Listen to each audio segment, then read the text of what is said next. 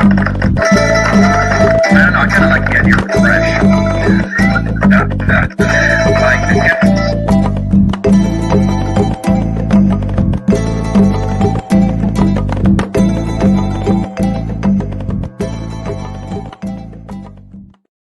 Or whenever you're ready, or We're ready to go. ready to go? Okay, then I'm going to start. Well, good evening, everybody, and welcome to the last final day of the Old Nubian crash course. For those who have not joined before, welcome. My name is Vincent. And today we're going to talk about Old Nubian sentences and subordination. And towards the end, I think we'll have some time. We're going to read, I hope, the first 2 pages of the Miracle of Saint Mina together, and see whether we can apply what we learned to an actual text. Before that, however, I wanted to start with reading you something. So, I don't know, these are, I feel that these are pretty crazy times that we are living through. And I think that those times are also, this current situation in which we are living through a pandemic is also affecting, to a large extent, the university and academia. And I myself am not in academia by choice. And I have noticed that I think most of at least the people that are joining here are not really attached to, to hardcore academia as well. Maybe tonight the majority, yes, but I feel that at least in the field of Nubiology, there are many people that are not in academia, and I think that that is something that is really nice and refreshing, and it gives a very good vibe to the field, because I experience academia increasingly as a very toxic environment whenever I'm exposed to it, which I am because of my let's say, my day job. But I want to read you something from the valedictory address of Gerald Brown. So Gerald Brown, in a way, was my predecessor as scholar of Old Nubian. He died in 2004. He killed himself. And in 2003, he gave an address at the celebration of his retirement. So this is nearly 20 years ago, and so this is how he felt about. I will close by observing what our university has now become. Whatever may have been the intentions of the supporters of the Moral Act, which made the University of Illinois possible, he was at the University of Illinois, and of Abraham Lincoln, who signed the act into law, for most of the 20th century, the University of Illinois has been a research university doing only lip service to educating the young. This, I believe, is entirely appropriate, for not only is education dangerous to one's health, because of the reading that it involves, it is, as A.E. Hausmann once noted, one of the 2 causes of blindness in young boys. Education is also harmful to the very fabric of our republic, for derive no benefit from having an educated electorate. Presidents and senators may claim to be for education, he puts quote marks, but this is simple claptrap rhetoric designed to get and well-reasoned argument would vote out of office the vast majority of today's and yesterday's politicians. For years, the University of Illinois maintained its position as a research institution, but recently, within the time of my tenure, an administration filled with failed academics actually began to believe that the purpose of university is to educate the young. If our administrators were scholars, they never would have entertained such a preposterous idea. The university exists primarily to expand the limits of human thought. We academics have to teach for the same reason that we have to sponsor athletics. If we are to pursue research, we need money to put bread on the table. The fault for the mess in which our university now finds itself lies, at least in part, with me and with those other scholars who have steadfastly refused to dirty their hands with administration. Years ago, after I had been promoted to indefinite tenure, Ludwig Kuhnen told me that I thenceforth had the duty to become involved in the administration of the university. For, he said, if I did not, failed academics would become the administrators, and when that happened, the university as we know it would die. I thought Ludwig was exaggerating. After all, in those days, the University of Illinois Dean Rogers, although hardly a great scholar, had at least some notion of what scholarship is. I naively assumed that his successors would have the intelligence, courage, and integrity to follow in his footsteps.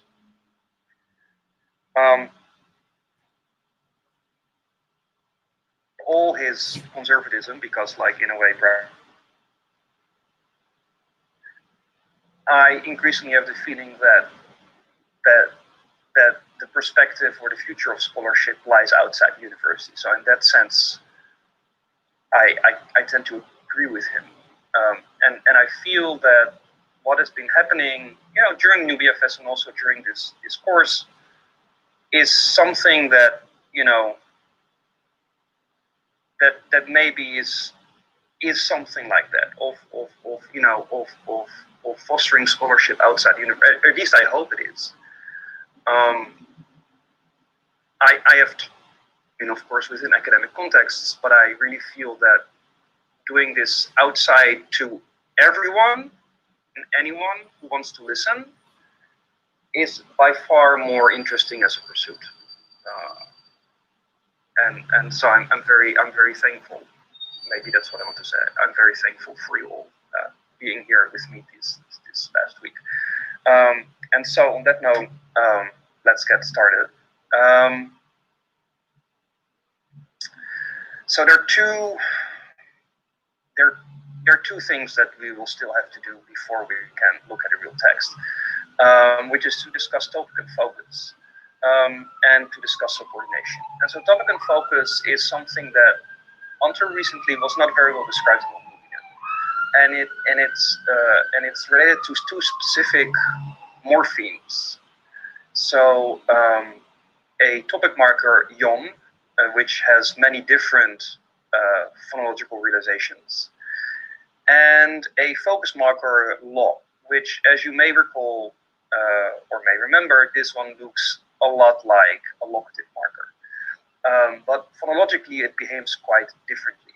So the way that we can often distinguish between the two is that a locative marker usually assimilates to the preceding consonant, whereas a focus marker never does. And so they behave differently, and they're different morphemes for that matter. So a topic marker, which marks always the first constituent of the clause. So when you see a topic marker, you know you're at the beginning. So it's very useful in order to find your way through a text where often interpunctuating and everything is a scripta continua is like is concatenated words basically. It always marks the first constituent, and it marks information that is already known to the listener. So it gives us the background of the story, basically, or the background of the sentence in this case. A focus marker, new information.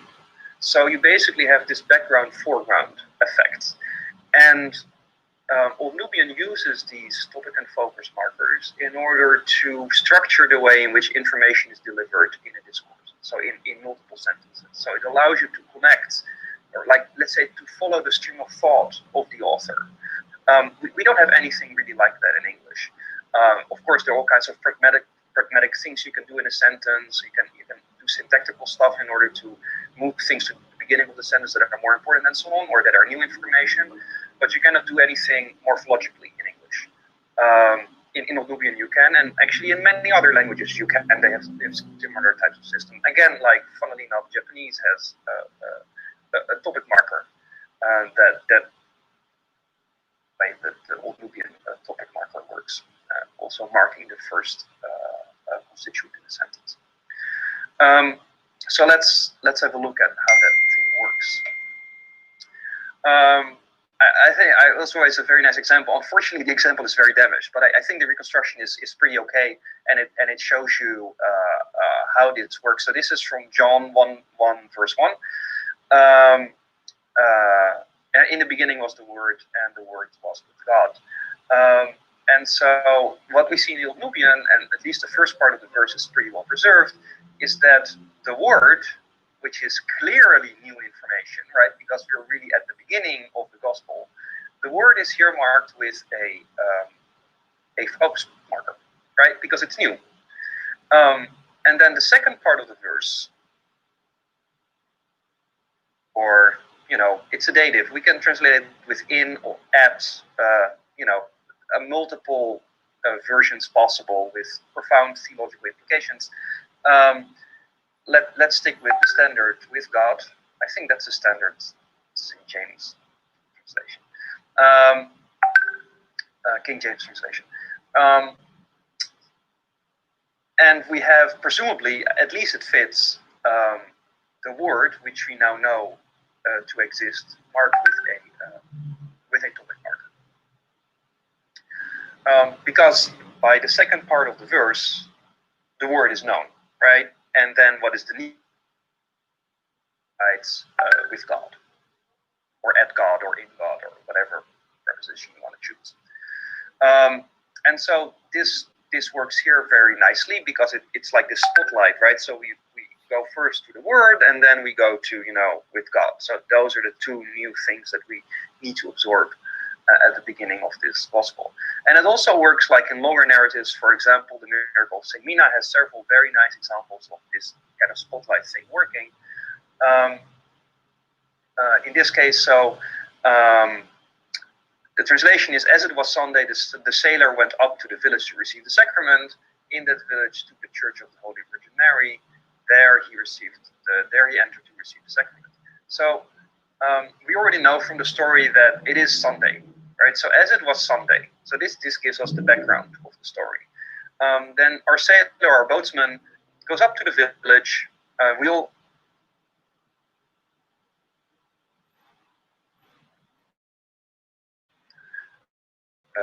pull his boat on the sand at the village, down from the village, and then he goes up to the village because you have to climb the riverbank. And so he goes up to the village to receive the sacrament. Then in that village, right, this gives us the next part of the background. So the first part of the background is it's Sunday, then he arrives in the village. In that village, now there is new information. There is a church of the Holy Virgin Mary. We didn't know yet, no one told us yet in the story that there's a church. This is new information. And we therefore see it marked with the focus marker. Then in the subsequent sentence, and in that church, right, we now know that the church is there, and so it becomes the topic, he entered to receive the sacrament, right? So here again, we see very nicely how this kind of new information, old information structure works.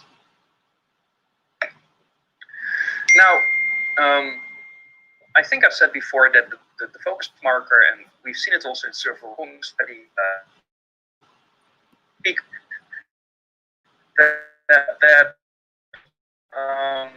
the focus marker is obligatory in certain contexts.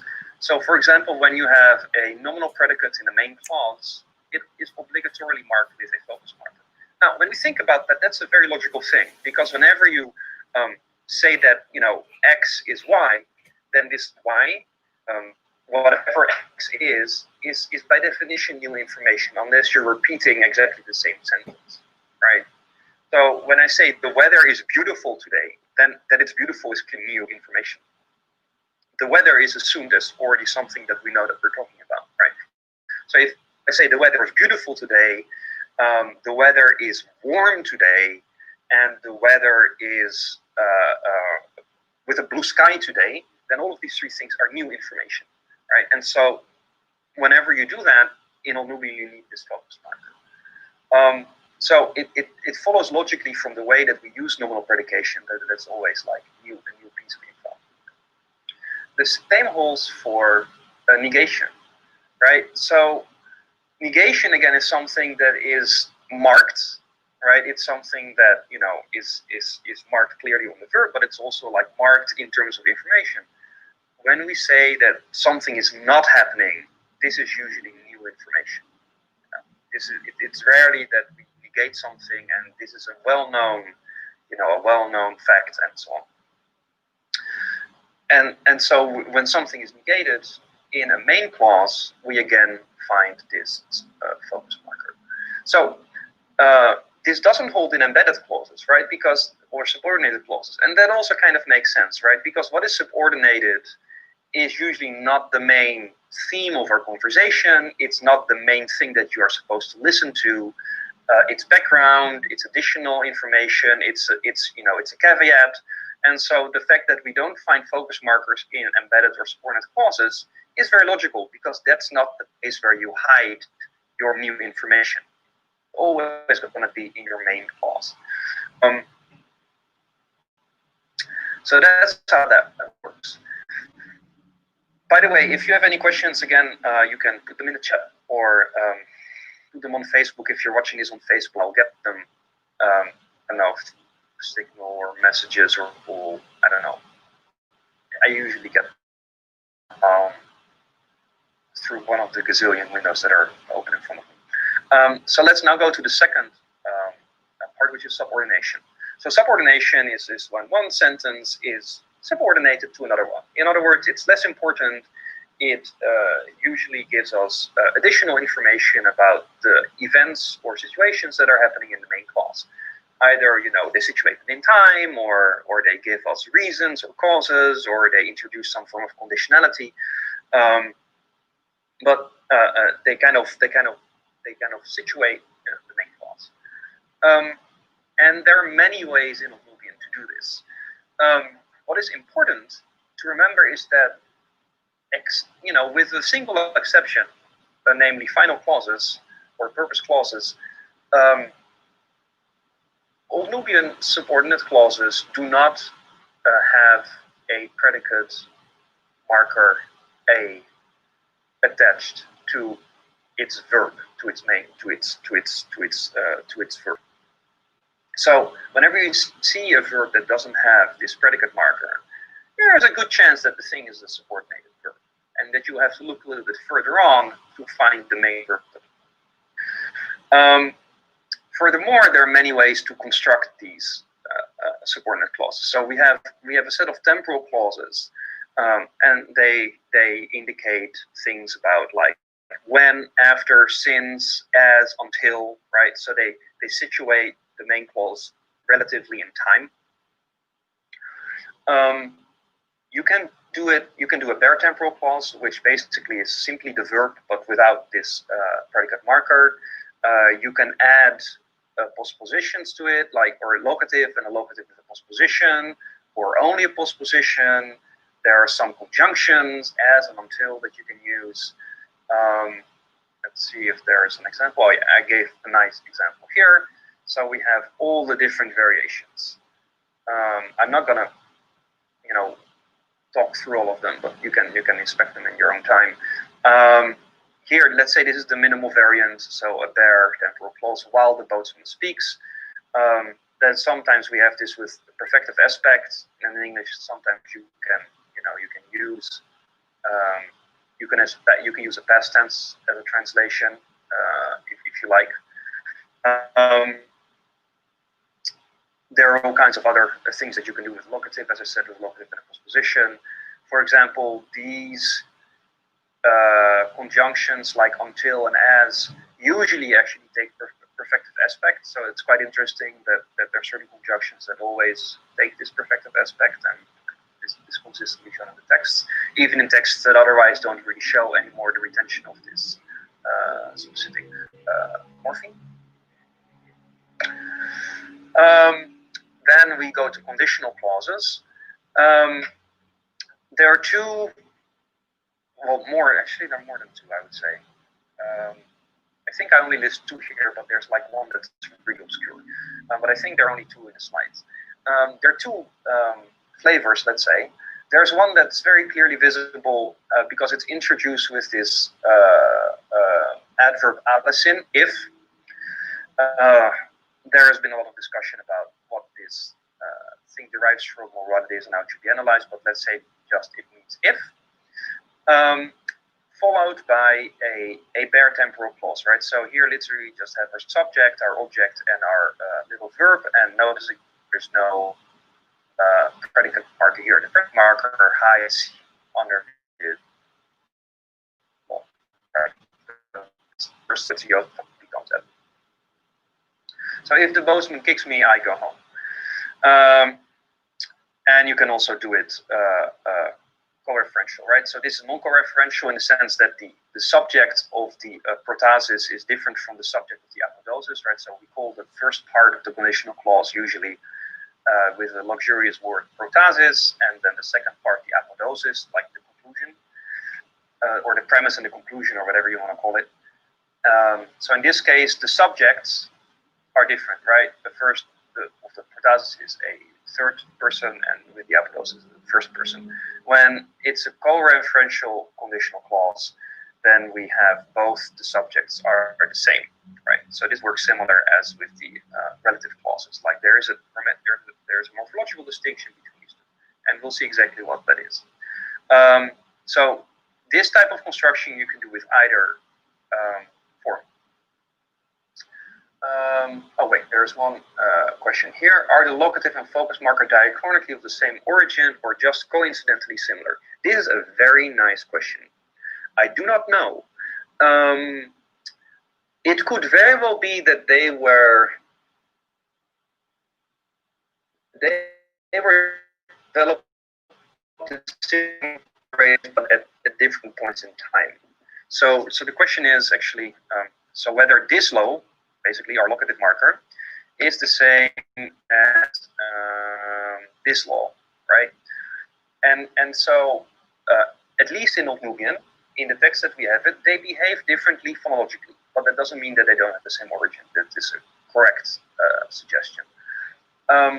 We know that the locative marker etymologically consists, so locative marker, this law, this one, etymologically consists of a determiner, L, and an old locative, between quote marks, that is in O.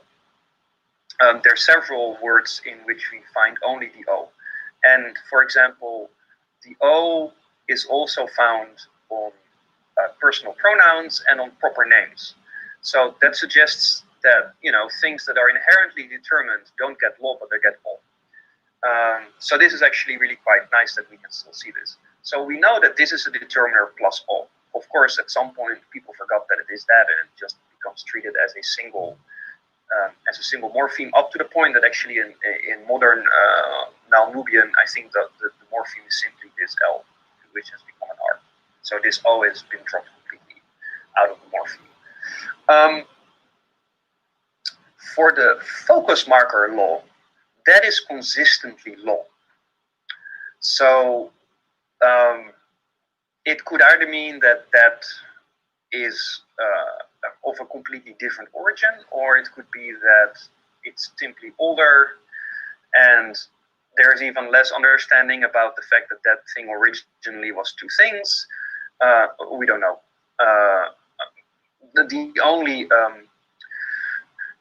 Our only hope is to find similar types of constructions or morphemes in Meritic, because all the other Nubian languages have lost focus and topic marking.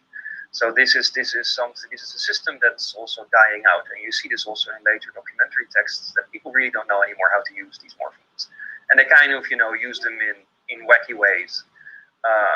Especially this topic marker. Where is it? This topic marker here, because it really looks like a conjunction on, and probably also etymology related to it. It becomes reinterpreted actually as a conjunction. Then used as such, like no longer as a topic, but this becomes like a conjunction, and so like people start to become a little bit unsure about how to use this thing properly, or properly. What do I know, right? They use it differently. Yeah. So this is still to be solved. What are the origins? Whether they are similar or different. All right, so we were at the conditional clauses. So So with this allicin and a, let's say, bare verb form, you can do both co-referential and non-co-referential. However, there is a specific morpheme, this morpheme ko or ka, which probably relates to the verb to have verbs into your verbal complex. You can make non-co-referential bare conditional clauses. So this is an example. So if the boatsman kicks me, here with the ending kono, and so if this ko, then you have your your subject clitic, which is not obligatory, but it's really quite frequent. And our locative marker, which, as you can see, is undergoing all kinds of phonological changes on the edge. So if the boatsman kicks me, I go home.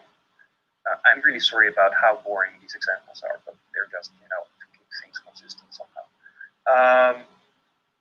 But you cannot say, if I kick the boatsman, I go home. This is ungrammatical. Of course, how can I possibly make such a judgment? It's because I have all the conditional clauses of Nubian in my head and developed an intuition that this is ungrammatical. It simply never occurs. So apparently you cannot use these forms for co-referential conditional clauses.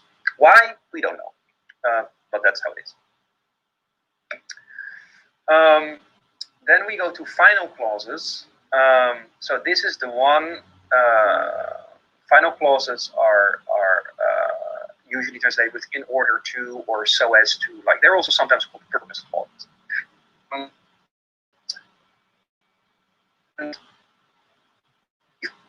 And the distinction between, on the one hand, a specific morpheme that is for a co-referential final clause, nia or lua, which makes a distinction between singular and plural, but not otherwise, which is interesting.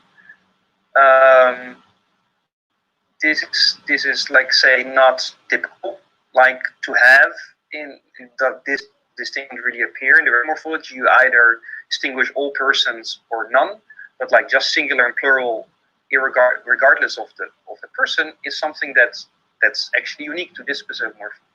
And so it's amusing to see that precisely this distinction becomes completely confused in later texts, and they're just using ni or nu depending on the phonological context, and they're like no longer seeing this as a meaningful distinction.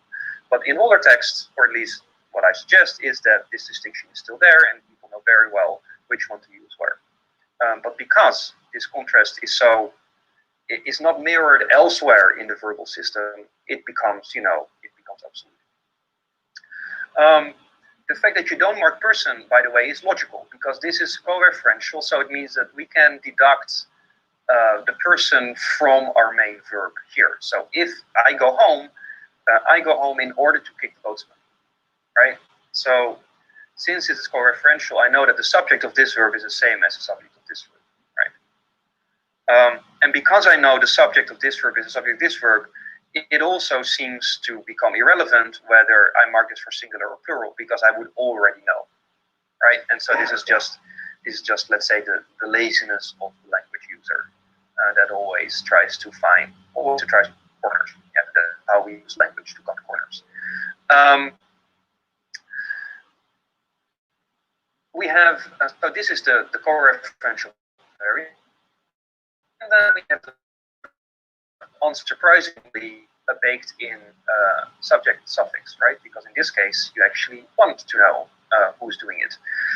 So we go home so that you can kick the boatsman, right? So we have we have we and you. These are two different persons, and in this case, to make a purpose clause, you do need the non-co-referential way of creating one of those, right? The one with ko or ka. And note also that final clauses are the one exception where you do find this predicate marker. And so the only thing that distinguishes this verbal form from a conditional verb is precisely this alpha.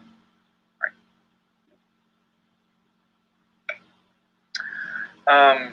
Causal clauses are because there are several ways in which we can do this.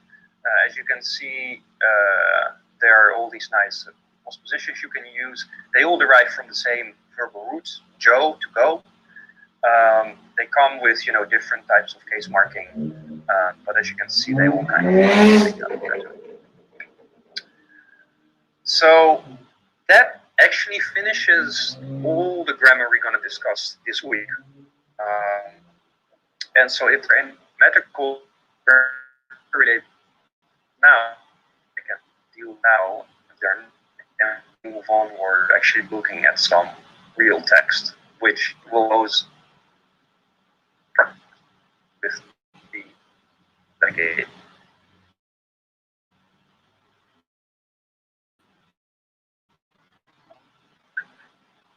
Okay, so we look at a real text and see if we can understand something.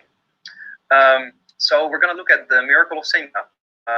It's a story. It's such a fun. I mean, I read this all the time. Different courses that I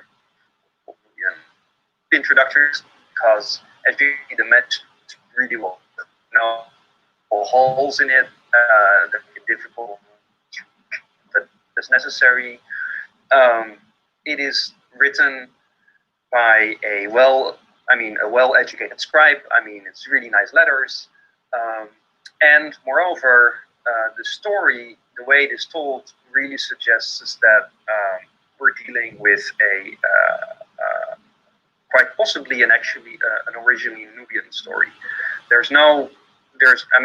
Mina was a Coptic saint, but there is no record of this specific story. And also, I think the way in which the sentences flow are just so natural compared to some of the other texts that we know to be translations that I sometimes have the intuition between quote marks that this is an original Nubian composition. There's of course no positive evidence for that. I mean, it's a thesis. It's a hypothesis, but it's not something that I can prove in any specific way. That being said, there are no mistakes in this text that point to a specific translation mistake, right? So some of the translations clearly have mistakes in them in terms of interpreting the Greek, and you can see how he misread this Greek word and therefore the translation is wacky. There is none of that in this text. So that gives me hope that my hypothesis may actually be true, but it remains your hypothesis. So we're going to have a look at the first 2 pages. Here you see very nice with these nice decorations, and we have this beautiful heading here in red ink. And so let's have a look at the actual text. So it starts with the title, which is this is a miracle that Semina, the martyr of Christ, performed. As you can see here, this entire thing is a nominal clause. So that's the first thing that we should really understand, right? So we have this law here at the very end, preceded by this alpha, suggests that this whole thing is a nominal predicate. There is no other verb in here. There is no subject. So this is a clause of the variant, it is X. And then what I have marked here is X. And then so we start working backwards, because that's usually the best way to do this, right? So we have a verb to do here with a past tense, second past. And we're going to look for the subject of this verb. Now we are in a relative clause, so the subject can be either marked with a determiner or with a genitive. And in this case, it is a genitive because it's this one. Because what we're looking at is we have antecedent here is a miracle right? And how do we know that this is the antecedent? Is well, because we know that the predicate marker is distributive, so it is attached to both our relative clause and our antecedent, and so it is a miracle that performs. Now, who is the that performs? This Saint Mina, Nisuminana, so a genitive marked subject, who is also the martyr of Christ. And as you can see, all of this precedes Mena, which then tells us that this is a restrictive reading in the sense that, you cannot really talk about Mina without also mentioning that he's a saint and a martyr of Christ, which is precisely what he was. Right? He was one of these military saints that was very popular in early Christianity, and he died while fighting in the army, or I don't exactly know how this man died. He was in the army. He professed his faith in Christ, and people didn't like it, and at some point he got killed. So we have now our first clause, and this is actually not the easiest clause in the sense that this is a construction that you only really find in titles.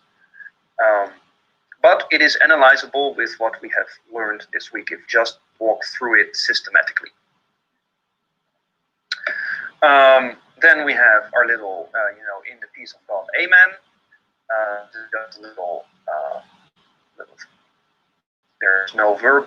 We have here, and this in the God marker, the adjective marker, and here locative on peace. So in the peace of God. It's a rather standard phrase in multiple religions. Then our story starts, and so very frequently in Nubian, when a story starts, the audience is addressed, and it's always addressed with Umtakiragueka, beloved, which I think is a wonderful way to address your audience.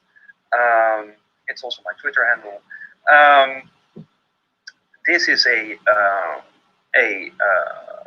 let's say a nominalized verb form, so we have a verbal root to love, we have a passive morpheme, so to be loved, then a present tense marker, and a plural predicate marker.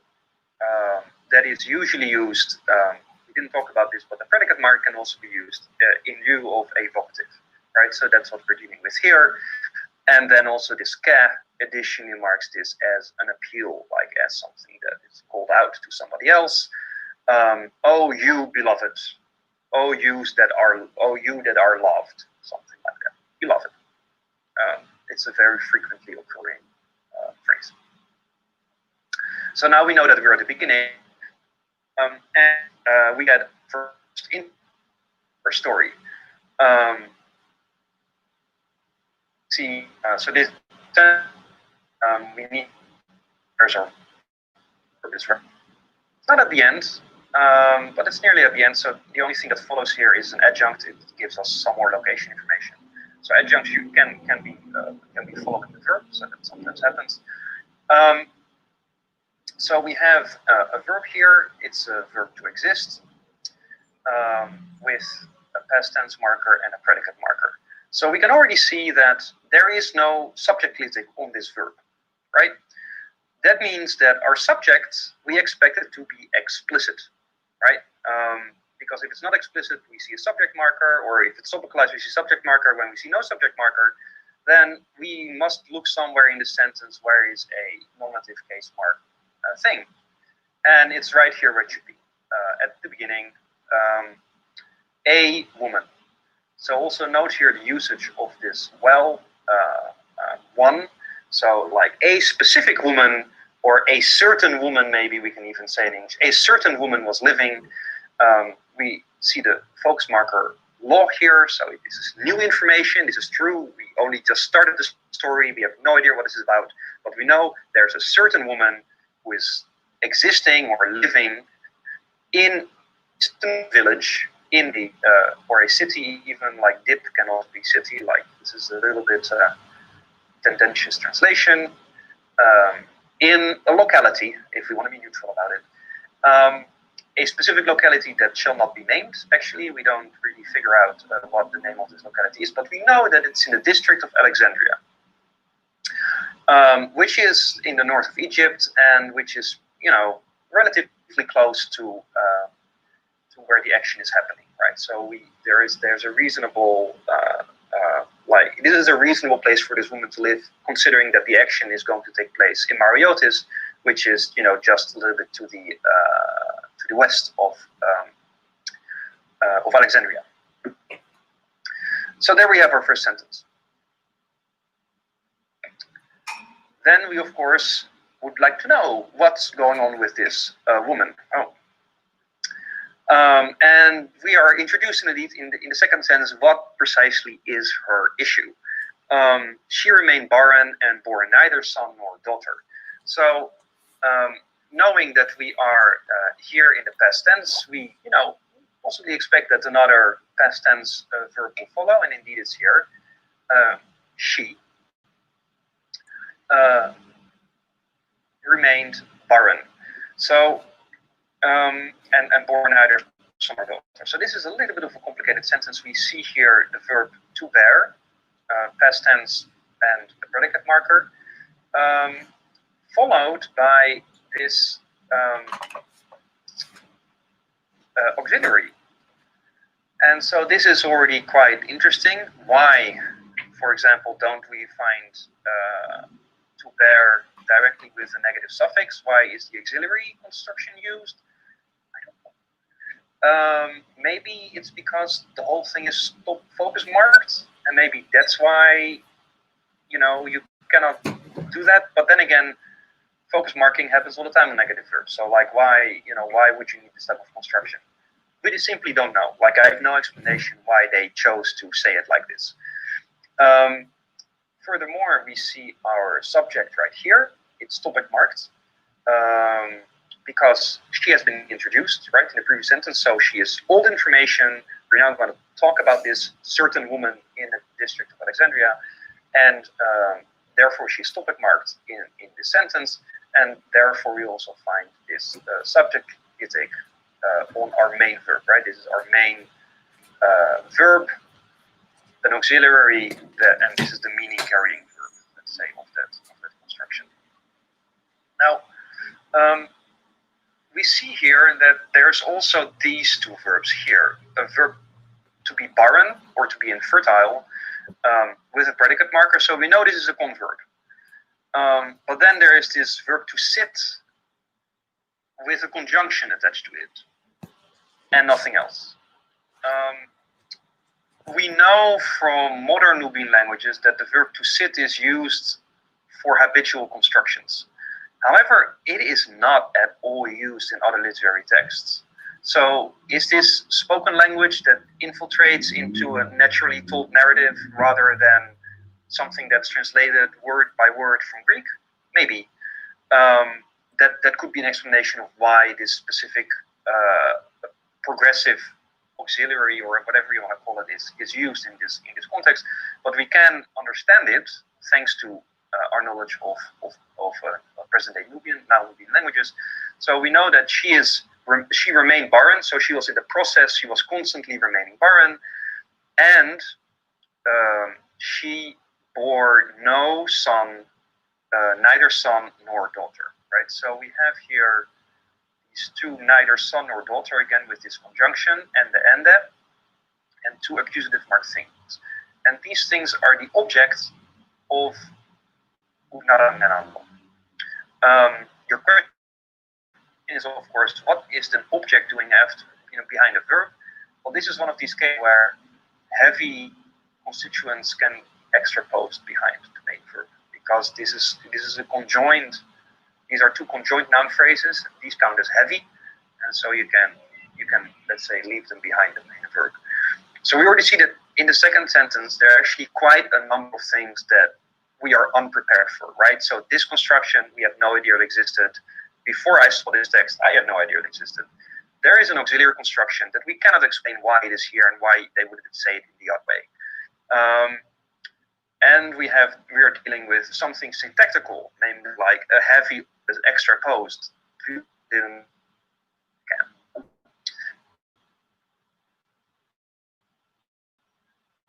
This rather, in the end, simple text and comprehensible text, once we start to look at the details, there's a lot of nitty-gritty syntactical stuff that's going on. Oh, by the way, there was a question of so here about the previous sentence, and whether this dative can be also with locative meaning. The answer is yes. Like in many other languages, a dative can be multiple things, and it can also indicate location. Yeah. Why the locative is used and not, why the dative is used and not the locative, I will not be able to tell you. Right? So why the dative here? Why twice? I don't know. I don't know. So let's look at the next sentence. So we know that she was barren, she couldn't bear any children, no son, no daughter. This is, of course, a big issue because, you live in a society where childbearing is valued and is highly practical in order to enhance your chances of survival. And so this is obviously the problem that Saint Mina is going to solve towards the end. And the story is about how he does that. Now, she had many other things, right? So she had no children, but she was very wealthy, and that's what is explained here. So in abundant wealth, she possessed much, but she had no hair. We have where's the verb here? Enona. Again, an auxiliary. This is again crazy. Like we have what appears to be not even an auxiliary construction, but this is a converb, as you can see. There's no tense marking at all, but it's a converb marked with a focus marker, which hardly ever happens. Then there is this, nicely inflected copula, auxiliary maybe, and an object, right? So she is not expressed here, but explicitly, but we have, of course, our subject written here. So she was having, or she had, much wealth in abundance. Abundant wealth. She was very wealthy, something like this. And moreover, the second part of the sentence, or actually a new sentence with a new verb, this time with a very nice negative suffix here, and as expected, the focus marker. So, but she had no heir. So this is actually a contrastive function, right? Her contrast and her on the and presence of heir. And so maybe that could explain you want to construct, pragmatically you want to contrast having and not having, right? The having of a lot of wealth and the not having of an heir, which is of course an enormous problem. And so perhaps this is simply the only way in which you can have a focus marker on your main verb that is not a negation and is not a nominal predicate, right? Maybe this is simply the only way in which you can make this construction. That may be an explanation, but as we have no other examples of it, we don't know. Why is this? And so talking about this thing hurt her heart.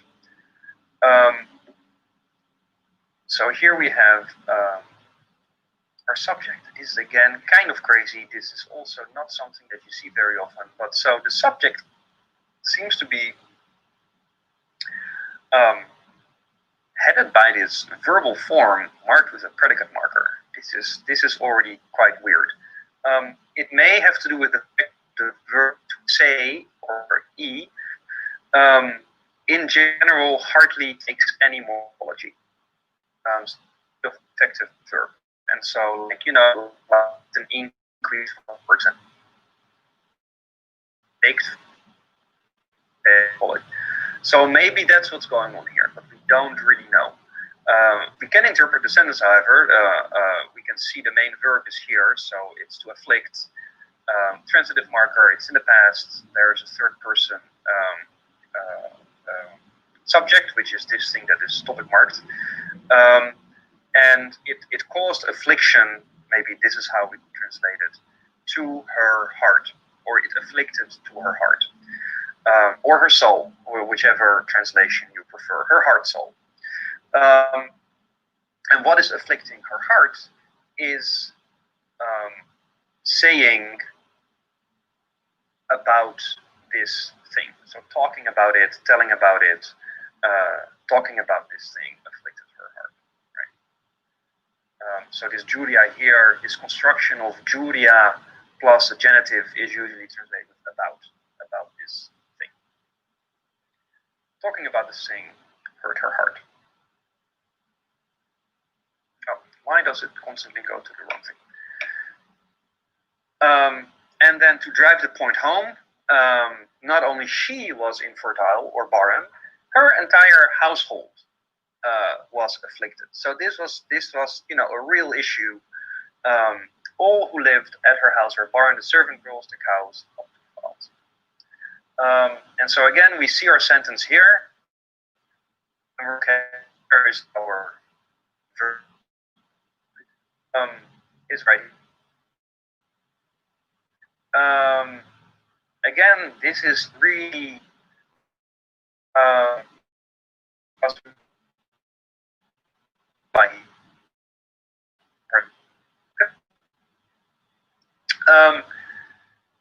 again, not something that we expect. Usually, you only find a copula plus a nominal predicate in embedded clauses, but this is a main clause. Maybe it has to do something with this mark. Maybe there's just no other way that is to suggest that this construction is quite similar to what's happening here. Same thing, of copula, auxiliary, whatever it is, and then we have a verb marked with the alpha and focus marking, and the same thing seems to be happening here. It could be a suggestion that this is quite similar in construction, right? But again, like we don't really know how that works. But we can interpret what's going on, so that's important. So we know that this is a third plural thing. We know that the verb is that the subject is either not expressed or it's topicalized. So in this case, we find a topic marker. So we know, since the topic marker always marks the first constituent, that this entire thing is our noun phrase that starts, that is the subject of this verb, right? So then we just go and we interpret what's going on. So we have the word for also here, a determiner here that's assimilated.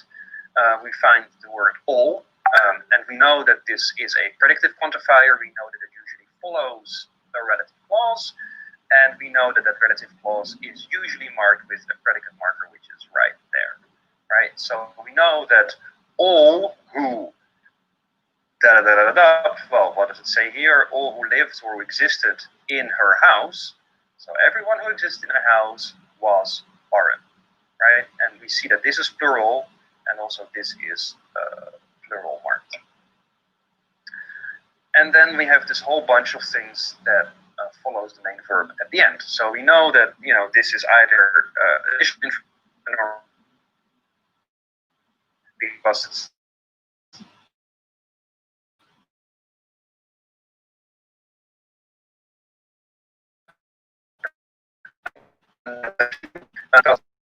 it's everyone living in our house, namely the girls or the girls, servants, be related, the cows, and up to the fowls, so the chickens.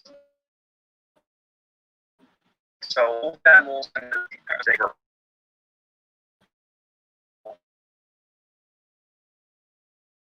Let's see and the other text. So this specific, especially this specific construction is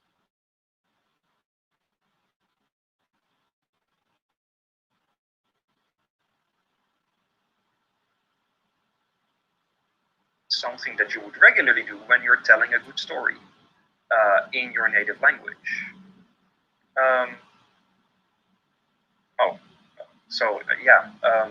If we had more attestations of this specific construction, I would be able to say more about it than I have. We don't. And then so as how do you distinguish relative clause from main clauses? Well, relative clauses, do you mean so that it's difficult to know that this is a relative clause because there's the alpha here? Is that the reason for your question? Oh yeah. For example, the first sentence. The very first. Very first one. Yeah, I think there's a relative clause. That this is a miracle, and that after that it's relative clause. But maybe you can also say like Gokora, and this is one sentence, and the Christos imartiros lungismena Osaro is another sentence. Yeah, you can say this. I mean, like, there is nothing that prohibits us from saying this as